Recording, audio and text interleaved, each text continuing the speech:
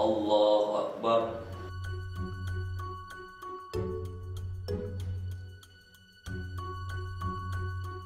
Allahu Akbar. Allahu Akbar. Allahu Akbar. Allahu Akbar. Allahu Akbar. Assalamualaikum. Assalamualaikum. Astagfirullah.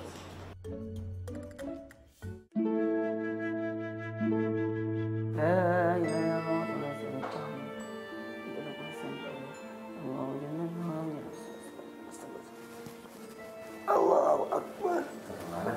Kenapa? Masa tadi saya sholat ditepok-tepok. Emang saya nyamuk. Udah gitu tadi dem-dem. Batuk Ustaz. Batuk, astagfirullah. Lu orang parah nih. Gak dalam sholat, luar sholat, ngada-ngada aja. Emang bener tadi gini-gini? Emang iya, tapi itu harus ngerti lah kita. Itu kode. Sholat kode-kode.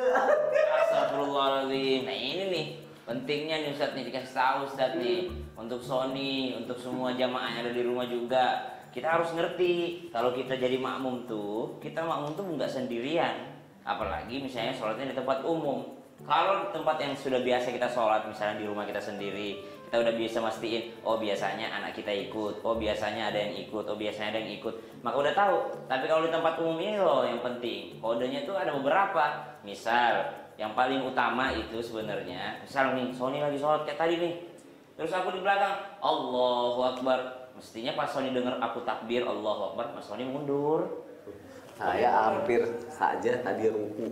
Saya pikir Ustadz Maulana tadi Allahu Akbar. Ternyata bukan. Untung saya nggak ruku loh. Kalau Nah itu kode pertama tuh, Allahu Akbar. Kalau yang ngerti langsung mundur dia. Atau yang kedua bisa pakai dengan tangan gini. Tadi bukan nyolek juga. Saya nyolek kan tadi? Gini? Nggak ada ya. Nggak ada ya. Ini tadi. Ya, gini doang nih. Biar mundur tuh. Itu kode juga tuh. Bisa juga dengan cara mendekatinya, terus seakan-akan kita mengajak dia mundur gitu. Cuman yang lebih penting itu bukan Mas Soninya, tapi saya yang lebih penting tuh. Kalau misalnya dia nggak mau mundur, saya boleh mencari alternatif lain. Misal cari sapi di sebelah kirinya atau seperti apa. Cuma tadi kita mencontohkan ada orang yang seperti itu, akhirnya karena makmum yang satunya nggak ngerti ya ganggu juga, nggak khusyuk juga kan Ustadz ya. Biasanya kalau kayak gitu tuh nggak khusyuk. Khusyuk nggak tadi? Khusyuk? Kok bisa? Ya tidak usul lah. Ya tadi sepanjang tadi kita sholat itu pasti mikirin tadi bukan dan sebagainya. Ulang sholatnya itu. Makanya dalam sholat itu Kan yang Islam Ustaz. dengerin dulu. Bukan? Dengerin Iya, dulu. emang. Makanya dalam sholat apalagi namanya sholat berjamaah, sholat itu pun sendiri harus ada ilmunya. Apalagi kalau sudah masuk dalam kategori berjamaah, imam harus tahu, makmum juga harus tahu ilmunya. Apalagi yang namanya berjamaah itu kan bentuk kemuliaan, derajat, pahala yang luar biasa. Nah di pada posisi ini ada orang bersedekah dalam sholat. Tahu nggak bersedekah dalam sholat? Berjamaah dalam sholat. Berarti dari hal ini tadi sebenarnya mau diajakin bisa gabung. Disinilah indahnya sholat berjamaah itu, kemuliaannya sholat berjamaah itu. Makanya jadi imam itu satu harus tahu ilmu, dua bagus bacaannya. Yang ketiga, bagus akhlaknya. Nah, bahkan ada satu lagi nih yang harus dicamkan. Bukan hanya tahu ilmunya, bagus bacaannya, bagus agamanya. Ada satu lagi titik nih. Kalau memilih imam, penduduk setempat supaya tahu kondisi jamaah. Betul. Kondisi jamaah. Jadi imam yang cerdas itu kalau memang dia jadi imam di rest area, terus ruang transit, tempat transit, masjid transit, itu sebaiknya jangan terlalu lama. Jadi sebaiknya makanya tadi kan karena ruangannya sempit, aku nggak mungkin kodein Ustadz Maulana. Karena bisa juga Ustadz Maulana yang maju. Tahu kan? Udah, nggak usah gitu-gitu tuh, dengerin kata Ustadz Maulana. Memang sih sebagai manusia tuh kadang kita nggak selamanya kita tahu banyak hal gitu ya. Orang saya tadinya khusyuk jadi nggak khusyuk gitu. Astagfirullah. Iya, ada aja Ustadz, siap, astagfirullah. Jamaah, oh jamaah. Alhamdulillah. Alhamdulillahirrabbilalamin. Kalau kita lihat cuplikan tadi ya ternyata mau jadi makmum aja harus ada ilmunya. Nggak sembarangan juga pada saat ada makmum yang lain itu mau masuk harusnya dia mundur senjajarkan malah nggak mau pelit kayaknya kesannya gitu ya. Sony Apalagi mau jadi imam. Iya makanya. Ya udah hari ini buat jamaah Islam Indah yang ada di rumah, Masya Allah luar biasa ya. Hari ini kita mau bahas tentang tema yang luar biasa juga. Temanya adalah keajaiban waktu subuh. Alhamdulillah. Nah sekarang kita mulai bahas satu persatu. Kalau berbicara tentang keajaiban, pasti banyak yang berharap keajaiban itu benar-benar terjadi dalam dunia nyata. Dan kenyataannya keajaiban itu di waktu subuh ya adalah keajaiban yang sangat luar biasa yang kita nanti-nanti seluruh umat muslim di seluruh dunia. Nah pertanyaannya kira-kira keajaiban apa sih yang terjadi di waktu subuh? Nah kita minta penjelasannya langsung aja sama guru kita Ustadz Syam. Silakan Ustadz Syam. Bismillahirrahmanirrahim. Tabi guruku Ustadz Maulana, Ustadz Zanada, Mas Fadli serta guru-guru kami yang dimuliakan Allah Subhanahu wa taala. Maka ternyata di dalam Al-Qur'an disebutkan ba'da naqul a'udzubillahi minasyaitonir rajim. Aqimis salata liduluki syamsi ila ghasaqil laili wa qur'anal fajr. Inna qur'anal fajri kana mashhuda. Allah Subhanahu wa taala berfirman tentang bagaimana hambanya mestinya mengingat Allah atau berzikir dengan cara beribadah. Ada yang dengan cara salat, ada yang dengan cara berpuasa, ada yang dengan cara bersedekah, ada yang dengan cara mengingat Allah Subhanahu wa taala. Maka keutamaan pertama yang akan kita bahas adalah waktu terbaik untuk berzikir mengingat Allah Subhanahu wa taala adalah di waktu subuh. Maka bertasbihlah kepada Allah Subhanahu wa taala di waktu kamu berada di petang hari dan di waktu kamu berada di pagi hari atau di subuh hari. Al-Quran surah Ar-Rum ayat 17. Kenapa kita diperintahkan dan ternyata sangat utama untuk berzikir di waktu pagi dan petang? Karena ternyata baginda Nabi SAW bersabda dalam riwayat, ternyata di antara kalian para manusia, wahai umatku, di antara kalian ada malaikat yang mendampingi kalian. Ada malaikat yang bertugas di buminya Allah Subhanahu wa taala dan mereka datangnya bergantian. Ada malaikat yang datang di pagi hari, kemudian ada malaikat yang datang di malam hari. Malaikat yang pergi di pagi hari, malaikat yang pergi di malam hari. Maka subhanallah ketika ditanyai oleh Allah Subhanahu wa taala, wahai engkau malaikat malam, sedang apakah hambaku engkau tinggalkan? Maka malaikat malam pun menjawab kepada Allah, saya meninggalkannya sementara ia sedang berzikir. Kemudian malaikat pagi pun ditanya oleh Allah Subhanahu wa taala, sedang apa hambaku engkau datangi ia? Maka malaikat pagi pun menjawab, ya Allah saya mendatanginya sementara ia sedang berzikir. Maka bagusnya laporan malaikat kepada Allah Subhanahu wa taala. Eloknya laporan malaikat kepada Allah Subhanahu wa taala ketika kita sedang mengingat Allah Subhanahu wa taala. Bahkan di dalam Al-Quran disebutkan orang-orang yang di dalam rumahnya mereka tidak dilalaikan, tapi mereka mengingat Allah Subhanahu wa taala di waktu apapun itu. Allah katakan dalam Al-Quran ba'da naqul a'udzubillahi minasyaitonir rajim. الذين يذكرون الله قياما وقعودا وعلى جنوبهم. Orang yang mengingat Allah Subhanahu wa taala berdiri, duduk ataupun berbaring. Dalam keadaan apapun ia mengingat Allah Subhanahu wa taala. Namun tentu lebih utama ketika kita mengingat Allah dalam keadaan selepas salat. Karena ayatnya mengatakan, fa idza tama'nantum faqimus shalah innas salata kanat 'alal mu'minina kitaban mawquta. Ternyata Allah katakan dalam Al-Quran orang-orang yang mengingat Allah setelah mereka melaksanakan sholatnya. Mungkin ada perbedaan antara zikir berjamaah dengan zikir sendiri-sendiri. Yang jelas mengingat Allah Subhanahu wa taala. Yang mendapat teguran dari Nabi SAW adalah mereka yang selepas sholat hendak langsung pergi. Ya, hendaklah berzikir. Mengapa di pesantren kita diajarkan zikir berjamaah? Di masjid-masjid mereka zikir berjamaah. Karena tidak semua orang mengingat Allah ketika sendiri.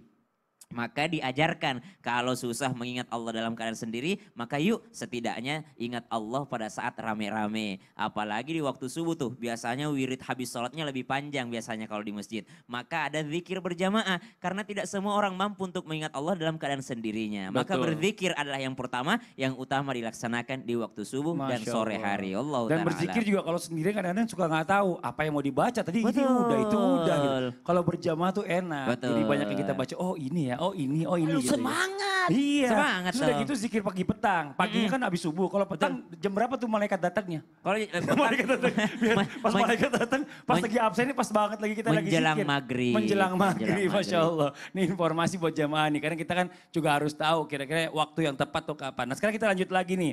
Buat jamaah Islam itu yang ada di rumah. Biasanya habis sholat subuh kayak tadi kan zikir kata Ustaz Syam. Sampai matahari terbit. Nah setelah itu kita tutup sholat 2 rakaat dengan sholat isyraq. Ya benar ya? Atau syuruk, sholat syuruk atau isyraq ya. Nah ini katanya pahala yang bisa kita dapatkan ini seperti pahala haji dan umroh. Nah apakah seperti itu? Coba kita minta jawaban dari guru kita Ustaz Zanada. Iya. Tafadhol Ustaz Zanada. Baik, terima kasih Mas Fadli, Ustaz Syam, Ustaz Maulana, saya izin.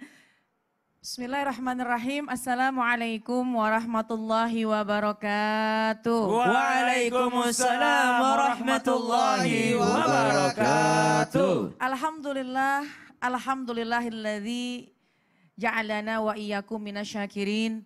Wassalatu wassalamu ala sayyidina Muhammadin wa ala alihi wa ashabihi ajma'in amma ba'du.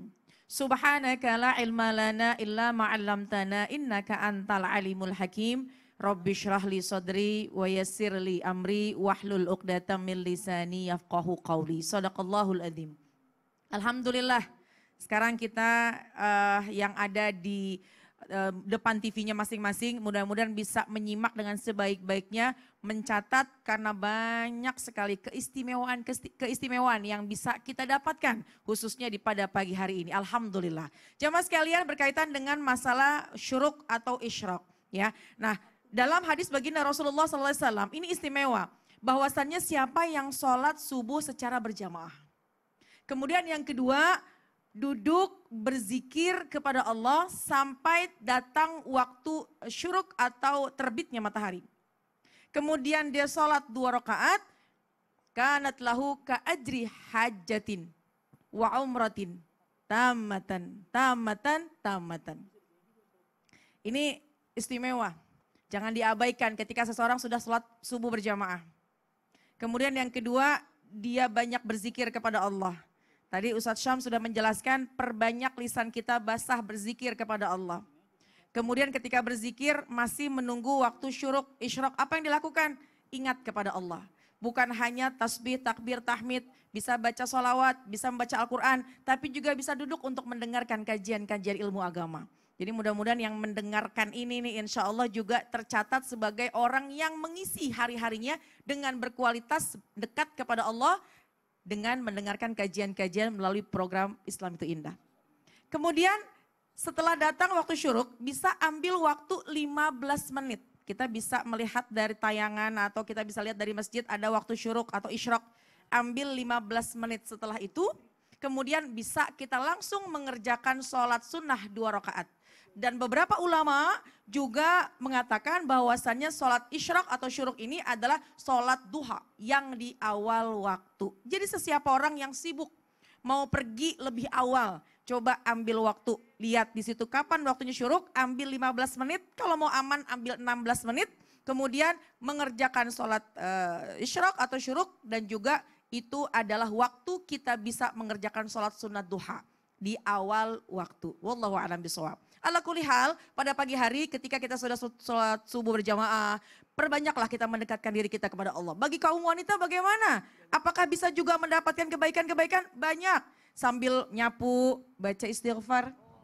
Sambil bebenah-bebenah, kita membaca salawat. Betul. Sambil beres-beres, baca tasbih. Benar. Lisannya senantiasa berzikir kepada Allah. Dan satu hal yang istimewa lagi. Ketika seseorang sholat subuh, kemudian dia menjaga wudhunya, dia mendekatkan diri kepada Allah, malaikat memohon ampun kepadanya. Masya Seraya Allah. berkata, Amin. Allahumma gfir lahu, Allahumma rahamhu. Ya Allah, ampunilah dosanya dan berilah kasih sayang kepadanya. Masya Subhanallah. Allah. Terima kasih Wallahu a'lam banyak bishawab. Ustaz Zanada. Sebentar lagi kita akan melakukan Sama-sama. semua nih, cuci piring, habis sahur. Soalnya asisten rumah tangga udah mulai pada pulang, mulai besok, Iya. lusa ya kan. Jadi cuci Habis piring sendiri ya. beres. Mohon maaf, Saya. juga curhat Udah- sekalian. sudah Iya, iya, seminggu. iya. Udah hampir Udah seminggu seminggu, ya ya. sendiri. Nah, sekarang kita lanjut lagi Ustaz Maulana. Ini ternyata nih masih banyak keajaiban subuh yang lainnya nih. Nah mungkin Ustaz Maulana bisa menjelaskan lagi nih. Apa ini yang tambahan keajaiban-keajaiban lagi yang terjadi kala subuh. Dan apa saja keistimewaannya Ustaz Maulana. Silakan, tafadhol Ustaz. Makasih banyak, Masya Allah, tabarakallah. Izin Ustaz Nada, Ustaz Sam. Bismillahirrahmanirrahim. Assalamualaikum warahmatullahi wabarakatuh. Waalaikumsalam warahmatullahi wabarakatuh. Jamaah. Yeay. Oh jamaah. Yeay. Alhamdulillah. Alhamdulillahirrabbilalamin. Allahumma salli ala sayyidina Muhammad wa ala sayyidina Muhammad. Ajarakallahu bima ataitu, ajarakallahu bima bakata, ajarakallahu laka tahura. Kepada orang-orang yang sudah bersedekah, mengeluarkan zakatnya, mengeluarkan zakat fitrah. Semoga Allah berikan pahala atas apapun yang telah dikeluarkan. Dan Allah berikan keberkahan atas apa yang tertinggal. Masya Allah, tabarakallah. Hari ini, saat ini, kali ini kita akan kita membahas tentang keajaiban waktu subuh. Tadi sudah dibahas oleh Ustaz Syam bagaimana keajaiban di waktu subuh, didoakan para malaikat, bergantinya malaikat. Kemudian Ustaz Nada sudah membahas tentang bagaimana keutamaannya bagaikan mendapatkan pahala haji dan umrah ketika kita menunggu zikir. Nabi itu tidak pernah keluar dari masjid sebelum suruk. Dan kali ini ada yang namanya sedekah di waktu subuh. Nah, ini bagus banget nih kalau kita bisa sedekah di waktu subuh. Kenapa? Karena di waktu subuh itu didoakan oleh malaikat. Malaikat mendoakan siapa yang bersedekah di waktu subuh, maka berkatalah malaikat, "Ya Allah, gantilah mereka." Apanya? Atas apa yang dia keluarkan. Oh, saya orang yang diganti-gantilah mereka. Oh, atas yang apa yang dikeluarkan. Gantilah atas apa yang sudah diinfakkan. Pasti kalau didoakan ganti, kalau Allah mengganti, berarti lebih banyak dong. Itu luar biasa. Kalau kita mengganti mungkin mohon maaf ya sekedarnya atau yang sama. Tapi kalau Allah yang ganti, itu berkali-kali lipat sampai 700 kali lipat. Karena bagaikan diganti dengan 7 tangkai, bagian satu tangkai itu 700. 100 berarti 700. Wow, amazing. Dan kalau ada yang pelit, tapi tidak mau berbagi, maka berkatalah para malaikat, hancurkanlah hartanya, bagian dia tahan karena kekikirannya. Jadi ada baiknya di waktu subuh, kita berbagi. Wow, pas banget. Ada masalah? Ada masalah? Berbagilah. Karena kenapa? Akan dilipat gandakan pahalanya. Lalu ingat, dikeluarkannya di waktu subuh. Prakteknya gimana nih? Boleh kita langsung berbagi, disiapkan. Jadi jalan. Ada beberapa kategori sebenarnya. Pernah kami pelajari di pesantren, adanya sedekah Jumat, Jumat berkah. Sekarang lagi marak itu kalau Jumat, memberi makan orang di hari Jumat. Itu 41 orang 60 lah. Itu mohon izin akan dikabulkan hajat-hajatnya. Tapi Amin. di waktu subuh, sebaiknya pagi supaya yang makan itu makanan pertamanya adalah yang dia makan. Itu orang-orang, Masya Allah, tabarakallah. Nah, Ustadz kami orang miskin gak mampu. Maka kami arahkan untuk sedekah. Coba dipraktekkan. Ini kan saya kan tahu praktek. Oh iya benar. Coba diangkat jari-jarinya, kita sedekah Al-Fatihah di waktu subuh 10 kali. Oh. Ya, coba jarinya Mas Fadli aku tunjuk ya. Pertama, coba yang dilihat kamera, silakan. Jadi Al-Fatihah yang pertama di jari ibu, Al-Fatihah buat Rasulullah sallallahu alaihi wasallam. Untuk dapat syafaat. Kemudian Al-Fatihah buat seluruh orang muslim dan mukmin. Al-Fatihah buat guru dan ulama. Kemudian Al-Fatihah buat kedua orang tua dan leluhur, nenek moyang. Al-Fatihah buat para pemimpin. Allah jangan diturunkan dulu. Al-Fatihah buat para pemimpin. Ya. Kemudian Al-Fatihah untuk anak keturunan. Al-Fatihah buat siapa? Orang-orang yang mencintai kita. Kemudian Al-Fatihah buat orang-orang yang kucintai. Dan yang kesembilan, Al-Fatihah buat orang yang nitip doa sama kita. Dan terakhir, Al-Fatihah buat diri kita, hajat kebutuhan. Jadi silakan banyak bentuk bersedekah.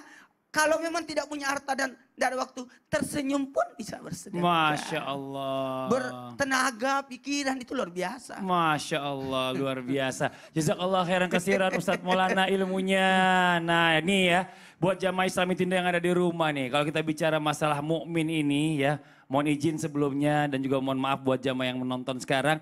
Banyak yang lebih memilih setelah sholat subuh ini lalai sholat-sholat lain biasanya. Langsung tidur. Bener nggak? Bener nih? Bener ya, banyak gitu ya.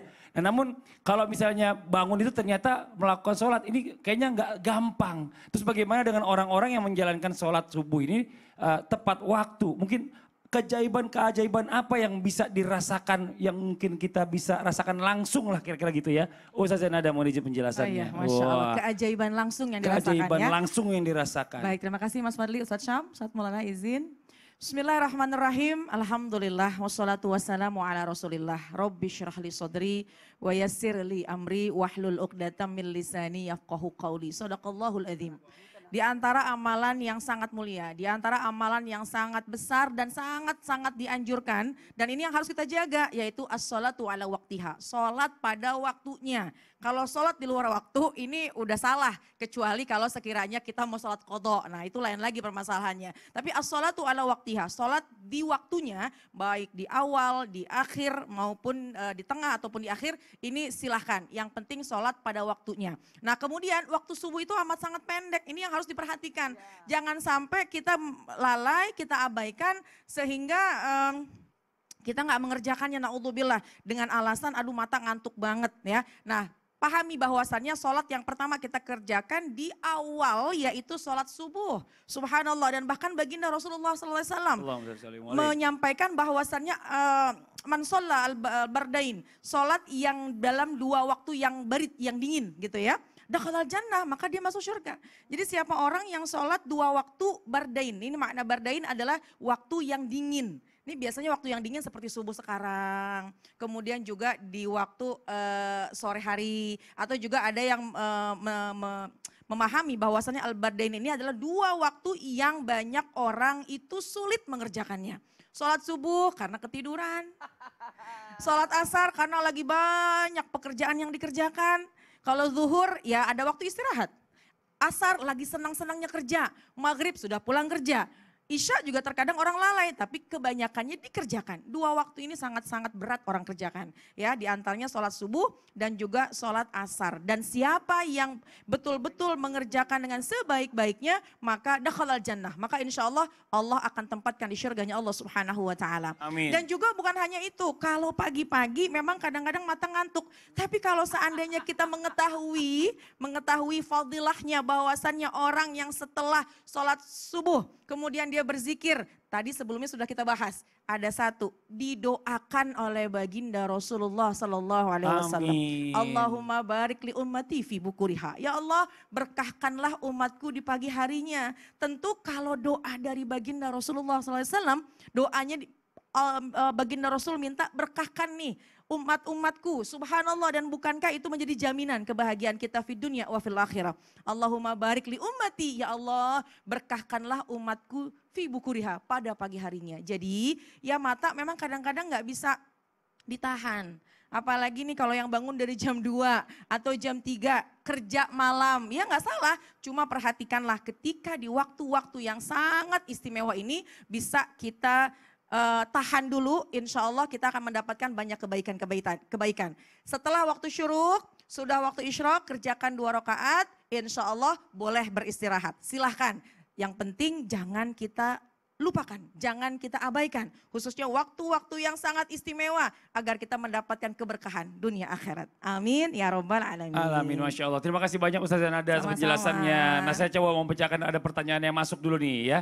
Ada pertanyaan unik nih. Assalamualaikum Ustazah. Emang benar ya keajaiban waktu subuh itu bisa diampuni dosa-dosanya. Tapi bagaimana caranya mengetahui bahwa dosa-dosa kita udah dihapus? Wah bagus ini. Ya Ustaz Syam, mau izin dijawab Ustaz Syam. doanya dosanya udah dihapus ini gimana taunya? Ciri-cirinya. Heeh. Salah satu ciri dosa dihapuskan itu kalau kita biasa nonton sinetron ada malaikatnya, ada setannya kiri kanan gitu ya. Nah termasuk di antara ciri-ciri orang yang dihapuskan dosanya itu selalu terdorong hatinya untuk berbuat kebaikan. Oh. Jadi setelah dosanya diampuni oleh Allah Subhanahu wa taala ada perasaan ingin terus berbuat kebaikan dan ketika ada kesempatan berbuat kesalahan kembali itu biasanya mencegah dirinya sendiri. Jadi dia mampu untuk yakni mencegah dirinya untuk berbuat keburukan dan selalu mendorong dirinya untuk berbuat kebaikan. Itu salah satu ciri orang yang diampuni dosanya oleh Allah Subhanahu wa taala. Kalau ditanyakan apakah benar waktu subuh ini adalah waktu utama dan diampuni oleh Allah? Kata Al-Qur'an wabil ashari hum yastaghfirun. Waktu sahur itu, waktu dini hari itu adalah waktunya orang beristighfar dan waktunya Allah mengampuni hambanya.